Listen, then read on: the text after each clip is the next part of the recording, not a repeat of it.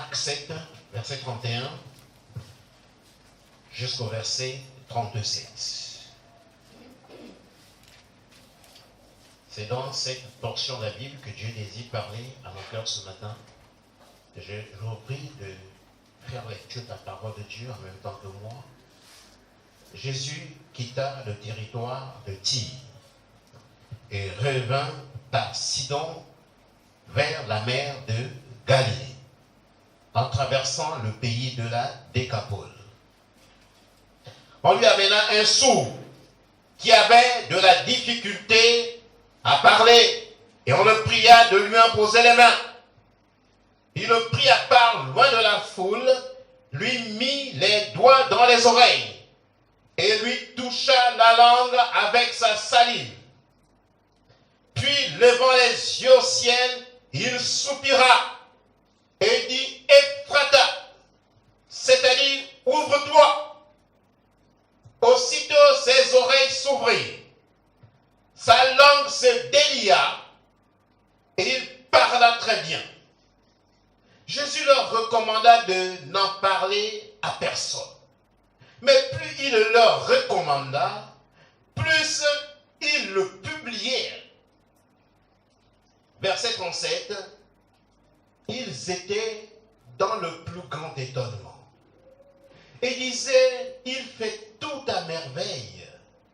Même il fait entendre les sourds et parler les muets. Que Dieu bénisse sa parole. Moi j'aime bien lorsqu'il déclare, il fait tout à merveille. C'est que tout ce que Dieu fait est merveilleux. Il n'y a rien que Dieu puisse poser comme acte qui ne soit merveilleux. Il fait tout à merveille. C'est consigné dans la Bible. Le titre c'est Jésus-Christ veut délier nos langues et ouvrir nos oreilles. Jésus-Christ veut délier nos langues et ouvrir nos oreilles. Ici la Bible nous raconte l'histoire d'un homme qui était sourd parce qu'il n'entendait pas. Il était muet. Dans ce premier temps, la Bible nous dit clairement qu'il avait de la difficulté à parler. Mais au verset 37, on se rend compte de façon claire qu'il était muet également. Puisqu'il est dit, ils étaient dans le plus grand étonnement. Il disait, il fait tout à merveille. Même il fait entendre les sourds et parler les muets. Vous savez, avec deux handicaps, sourd et muet, cet homme était devenu un problème. Cet homme était un cas social, sourd et muet. Personne ne désire au monde, mettre au monde un enfant qui soit sourd et muet. Ce sont des handicaps. Je vais te dire tout droit que ne néglige jamais. Retiens ça, ne néglige jamais l'acte qui consiste pour un homme à te conduire vers le Seigneur. Le sourd muet, la Bible ne nous dit pas qu'il est allé rencontrer le Seigneur. Ce sont des gens qui l'ont conduit vers le Seigneur. C'est écrit. Je reprends là où c'est écrit pour que nous puissions être en phase dans la compréhension que Dieu désire que nous ayons aujourd'hui de cette parole. Jésus quitta le territoire de Tyr et revient par Sidon vers la mer de Galilée en traversant le pays de la Décapole. Verset 32, on lui amena un sourd qui avait de la difficulté à parler et on le pria de lui imposer les mains. L'homme sourd-muet n'était pas allé à Jésus-Christ de lui-même. Ce sont les hommes qui l'ont conduit vers Jésus. Si Dieu te fait la grâce qu'un homme te montre la voie du Seigneur, ne néglige pas cette voie qu'il te montre. Parce que tu peux être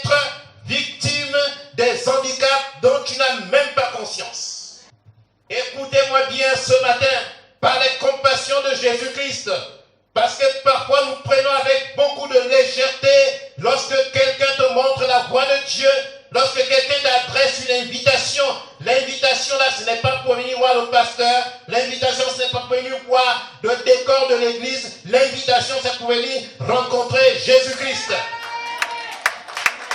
C'est lui que tu viens rencontrer. Ne néglige pas cette invitation. C'est sacré. Le monde naturel ne peut pas comprendre, mais il y a des choses qui se passent dans le monde spirituel. Parce qu'avant d'appeler à l'existence des choses physiques, ça se passe d'abord dans le monde spirituel.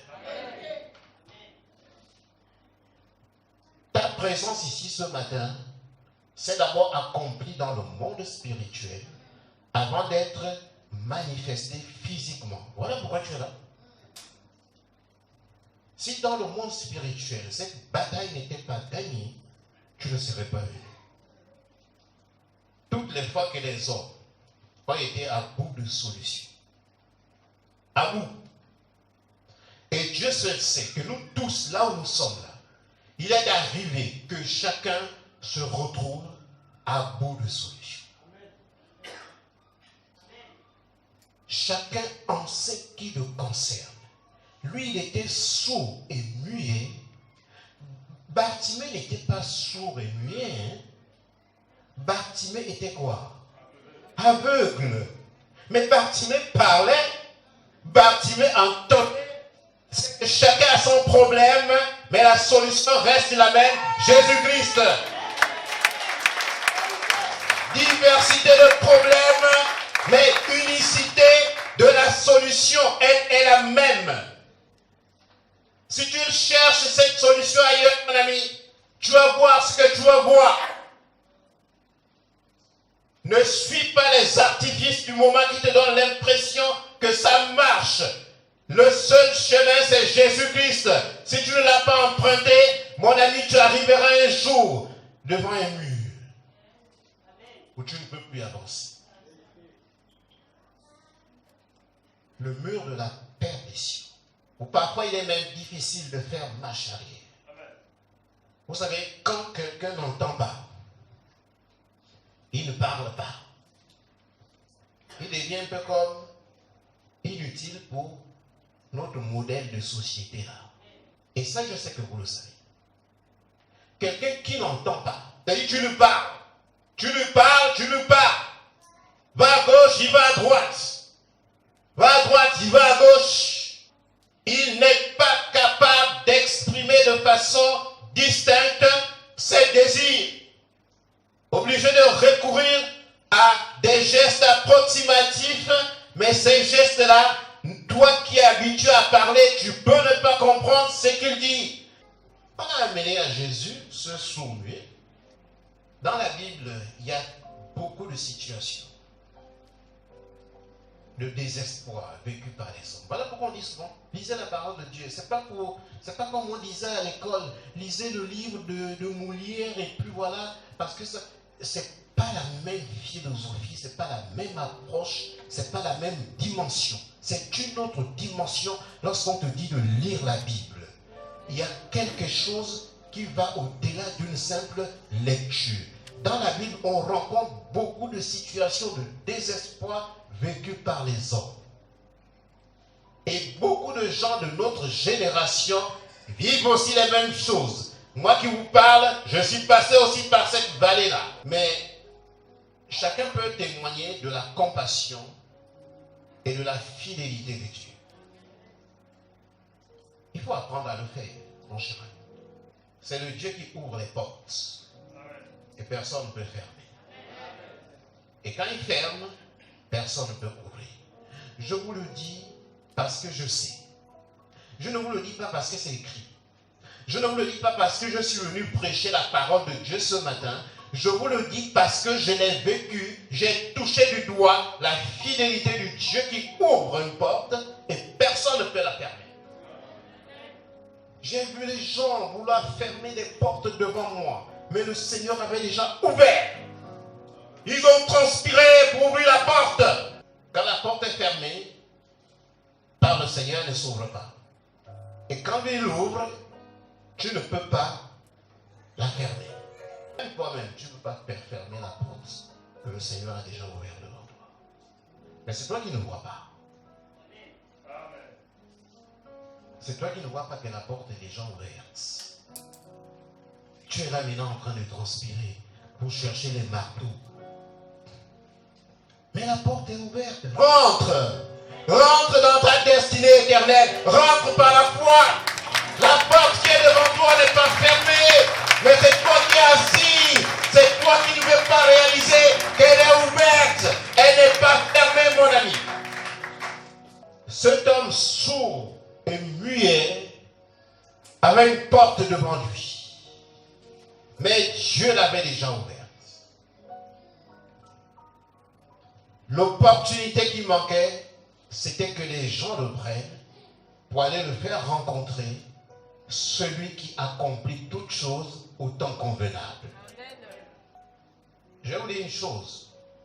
Peut-être que vous m'avez déjà entendu dire cette chose-là. Vous savez, Dieu est souverain dans sa manière d'agir. La façon dont Dieu a agi dans ma vie, ce n'est pas forcément la même façon qu'il va agir dans ta vie. Il sait seulement qu'il doit agir, mais ce n'est pas la même façon, ce n'est pas le même procédé toujours. Il sait comment il doit te sortir de la situation dans laquelle tu te trouves. Mais le procédé, il est souverain. Parce que les hommes sont facilement conditionnés. Et le conditionnement, c'est quelque chose de très mauvais pour la foi. Verset 32. On lui amena un sourd qui avait de la difficulté à parler et on le pria de lui imposer les mains. C'est-à-dire, ils amènent le sourd et ils disent aussi à Jésus comment il doit agir. C'est pas comme ça. Ça ne se passe pas comme ça, mon ami. Beaucoup ont fait fausse route. Beaucoup aujourd'hui sont en train de regretter. Beaucoup sont dans le doute parce qu'ils veulent imposer au Seigneur le mode opératoire de son action dans la vie de l'homme. On dit, impose-lui les mains. Comme on voit dans toutes les églises. Imposition des mains, imposition des mains, imposition des mains. La Bible enseigne sur l'imposition des mains que ne le fait pas n'importe qui, ni avec précipitation. Avant d'imposer les mains, il faut d'abord avoir été enseigné dans la doctrine de l'imposition des mains. On n'impose pas les mains n'importe comment. Et Jésus-Christ, on lui a dit impose les mains. Est-ce qu'il a imposé les mains?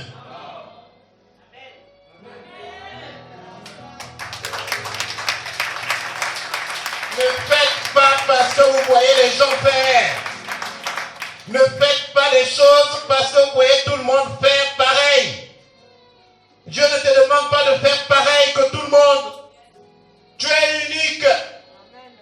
Et la méthode de Dieu est unique dans ta vie également. Ils lui ont demandé, impose-lui les mains. Parce que habituellement, et c'est culturel, il y a une doctrine constante qui consiste à imposer les mains aux personnes malades, aux personnes possédées. Gloire à Dieu, c'est biblique. Mais Dieu, lui, l'opère de façon souveraine selon les situations. Apporte ta situation devant Dieu et laisse Dieu agir comme il veut pour apporter la solution dans ta vie. Ne lui impose rien. Beaucoup se sont trompés là. C'est vrai, hein, comprenez ça aujourd'hui. Hein. Il y en a qui sont convaincus que leur vie ne pourra éclore que lorsqu'ils auront rencontré le prophète qu'on voit à la télé là. D'autres pensent que le bonheur qu'ils attendent est conditionné par la grosse somme d'argent qu'il va donner au pasteur. Et depuis que tu as donné la grosse somme d'argent au pasteur, rien n'arrive. Tu vas dire, oh non, le pasteur là, il ne t'a rien demandé. C'est ça les dérives qu'on dénonce dans les églises. Mais les pasteurs ne sont pas les seuls responsables. Les gens aussi sont conditionnés à faire des choses que Dieu ne demande pas de faire. Si tu viens dans mon bureau, ne me dis pas impose-moi les mains. Mais qui t'a dit que Dieu m'a parlé à ton sujet qu'il fallait que je t'impose absolument les mains? Peut-être Dieu m'a révélé autre chose. Et c'est de cette façon que Dieu veut utiliser pour apporter la solution dans ta vie. N'impose pas le mode opératoire à Dieu. Et ne faites pas quelque chose parce que tout le monde fait. Comme le parlant dans les églises. Tout le monde. Oh là, baba, moi aussi j'ai fait ça. Je parle en langue. Mais quand j'ai ouvert la loi parfaite de Dieu, la parole de Dieu, sur la doctrine de parler en langue, je dis c'est pas comme ça que ça se passe. Vous savez, Dieu n'est pas limité dans ses actions pour nous apporter son secours. Dis à Dieu ce que tu veux. Et laisse Dieu agir comme lui il veut. N'impose pas à Dieu une manière d'agir. Il est Dieu. Tu es un homme. Ta responsabilité, c'est de dire à Dieu ce que tu veux. Au verset 33, au lieu d'imposer les mains aux sourds-muets, parce qu'on va attendre à ce qu'il commence à imposer les mains. Puisque non seulement il est sourd-muet, et l'imposition des mains est quelque chose de spirituel, de biblique. Ne dites pas que je n'ai pas dit que ce n'est pas biblique ou que ce n'est pas spirituel, il faut bien me comprendre. Mais Jésus-Christ, quand on lui a dit impose-lui les mains, le verset 33 dit autre chose sur ce qu'il a fait. Il le prit à part, loin de la foule, lui mit les doigts dans les oreilles et lui toucha la langue avec sa propre salive. Là aussi, tu n'as pas à appliquer de façon mécanique ce que Jésus vient de faire. Toutes les fois que tu seras en présence d'un sourd, un muet, tu vas le prendre la part et puis tu vas lui mettre les doigts là. C'est pas comme ça. Parce que nous sommes dans les églises parfois qui copient. On copie. Copier, copier, copier. Les gens trouvent l'église là bizarre parce que parfois ils ne voient pas ce qui se trouve ailleurs là-bas. Tu sais, dans notre relation avec le Seigneur, il faut aussi apprendre à aller avec Dieu loin de la foule. Tout ne se passe pas que là. Tout ne se passe pas que les dimanches. Chrétiens le dimanche. Tout ne se passe pas que lors des rassemblements de dimanche. Chrétiens du dimanche. Tout ne se passe pas que là. Apprends à te retirer avec Dieu. Quand tu décides de te mettre en retrait avec Dieu, c'est l'ami fidèle, il sera avec toi dans ton retrait là-bas. C'est ça aussi les retraites spirituelles, il faut le faire. L'Église ne doit pas négliger tout ce qui contribue à la spiritualité, à l'élévation spirituelle de l'homme. Tu veux faire un jeûne, fais le jeûne, c'est biblique. Tu veux faire une retraite spirituelle, retire-toi. Dieu sera là avec toi. Et il le prit à part loin de la foule. Il y a quelque chose de très puissant dans la relation que nous sommes appelés à entretenir avec le Seigneur, non pas dans la foule, mais en retrait. En retrait. Tu ne peux pas être au bénéfice des bienfaits de Dieu si ta relation avec Dieu se résume là, un dimanche matin. Tu ne pourras pas.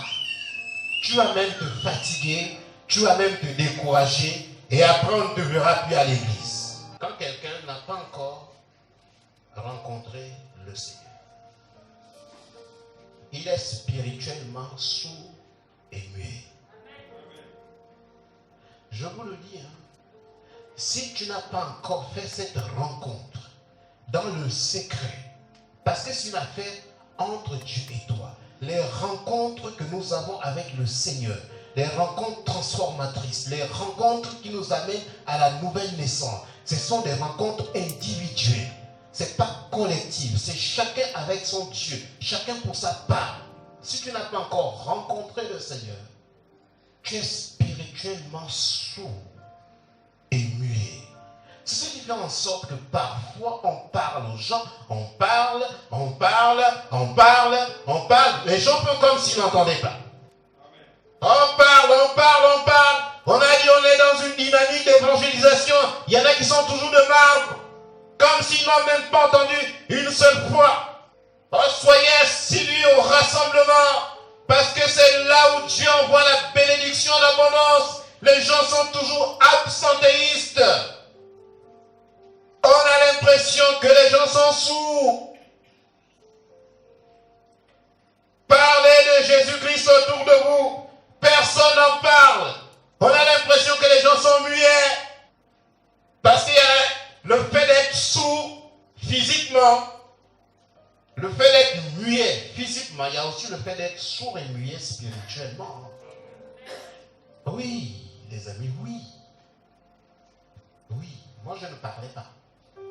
Je vous l'ai dit ça plusieurs fois ici. Je ne peux pas passer toute une journée sans parler. Plusieurs personnes peuvent le témoigner ici. Je suis dans mon coin, je ne parle pas. Point. J'ai commencé à parler à cause de la rencontre avec le Seigneur. Voilà pourquoi je me tiens ici pour parler. Et beaucoup d'entre vous disent même peut-être qu'il parle trop. Je vais toujours parler. Parce que celui qui m'a appelé m'a enlevé l'handicap d'être muet. Parle de Jésus-Christ autour de toi. Parle. Et tu peux me parler, fais comme les hommes là. Ils ont vu un sourd muet. Et ils l'ont pris, ils l'ont amené au Seigneur. Mais quand tu l'amènes, ne dis pas, Seigneur, impose-lui les mains. Parce que tu as enseigné à partir d'aujourd'hui que Dieu est souverain dans le mode opératoire qu'il utilise pour guérir les hommes. C'est pour ça qu'on prêche la parole de Dieu. Ce n'est pas pour faire le buzz. Vous savez, un sourd muet ne peut pas servir le Seigneur. Je veux le dire. Hein? Parce que la foi vient de ce qu'on entend.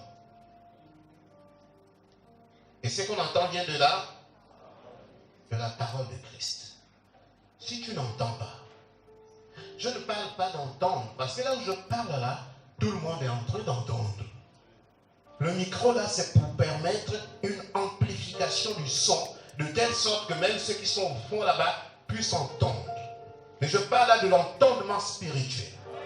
Un sourd-muet ne peut pas servir le Seigneur, parce que la foi vient de ce qu'on entend, et ce qu'on entend vient de la parole de Christ. Et la Bible dit également, c'est en confessant de la bouche qu'on parvient au salut. C'est écrit comme ça. En confessant de la bouche, tu dois confesser le nom de Jésus-Christ avec ta bouche.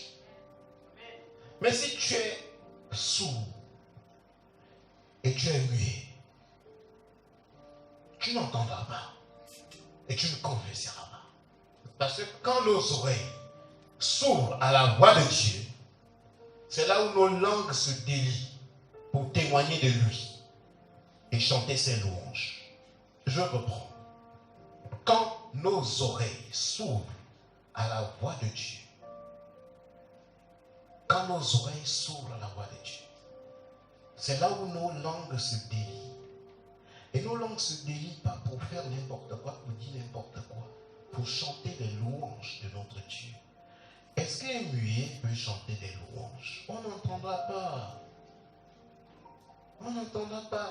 Il peut peut-être le faire parce qu'on dit qu'il avait des difficultés à parler, mais les sons qui sortiront, ce seraient des sons qui ne peuvent pas proclamer la gloire de Dieu.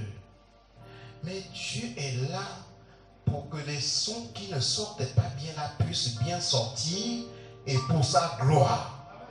Tu as rencontré Jésus-Christ. Sûrement, il t'a guéri du fait que tu étais sourd et muet. Mais tu fais quoi avec ça? Parce que je dis que ceux qui sont dans la salle, qui savent qu'ils sont sourds et muets à la voix de Dieu, peut-être personne ne va lever la main. Bon, maintenant, quand tu estimes que tu n'es ni sourd ni muet, qu'est-ce que tu fais de ce que tu entends? Et à quoi te sert la langue? À proclamer quoi?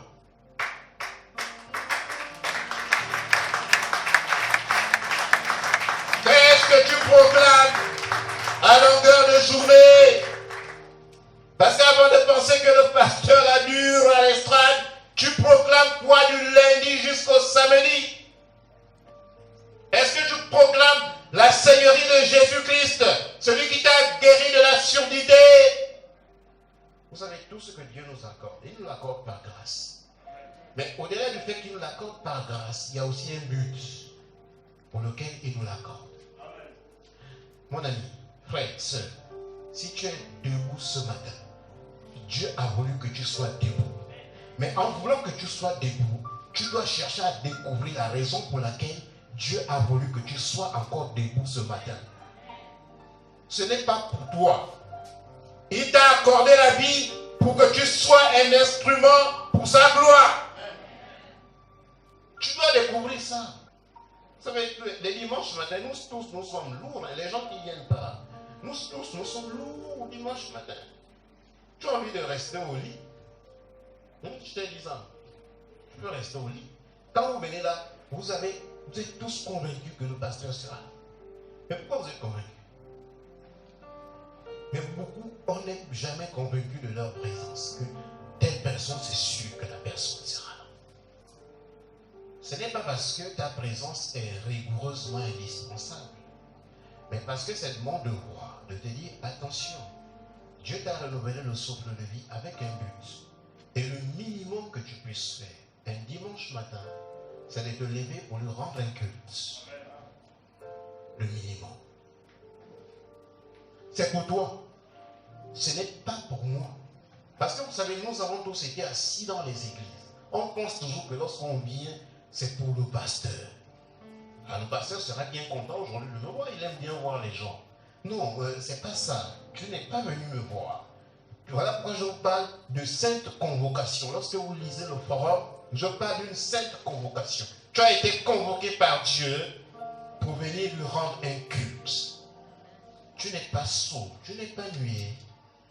Mets en avant ces qualités, ces dons que Dieu t'a donnés pour être utile pour le royaume de Dieu. Vous savez, lorsque tu n'es pas dans une situation d'handicap, tu n'imagines pas à quel point c'est une grâce de ne pas avoir cet handicap. Tu n'imagines pas. C'est quand tu seras dedans que tu vas dire, ah donc c'était bien. Même la simple santé, lorsque tu es en bonne santé, tu penses que c'est naturel, c'est normal que les gens soient en bonne santé, plus quoi encore. Mais le jour que tu perds la santé, tu vas dire, ah donc c'était bien pendant que j'étais en bonne santé. C'est là où tu réalises que donc c'était une bonne chose que je sois en bonne santé. Ça se réalise toujours a posteriori. Il en est de même de notre vie. Là, les gens ne savent pas quel est le privilège que nous avons de nous retrouver ensemble dans une salle pour glorifier Jésus-Christ qui est mort à la croix, pour nous racheter de nos péchés. Les gens ne réalisent pas ça. Mais un jour arrivera où nous allons nous présenter devant le Seigneur. On va dire, ah donc c'était bien.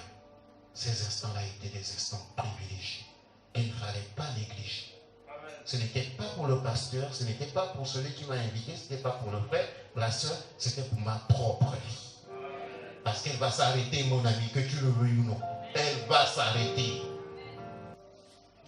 Seigneur Jésus, Christ de Nazareth, notre Père et notre Dieu,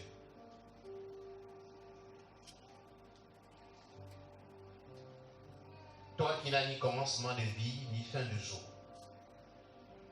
Toi qui es l'alpha et l'oméga. Toi qui es El Rapha, l'éternel qui guérit. Toi qui es El Shaddai. Seigneur, toi qui vis à jamais. Si parmi nous ce matin, Seigneur, il y a des sourds et des muets, je te prie, par les compassions de Jésus-Christ, mort à la croix, Seigneur, de délier les langues et d'ouvrir les oreilles. Je reconnais que tu es souverain dans ta méthode, Seigneur. Nous voulons simplement voir ta gloire. Tu es un Dieu souverain dans ta manière d'agir, dans ta manière de procéder. Mon Père et mon Dieu, tu es souverain dans ta manière d'apporter, oh Dieu, le réconfort dans nos vies. Tu es souverain dans ta manière, Seigneur, d'apporter, Seigneur, chaque solution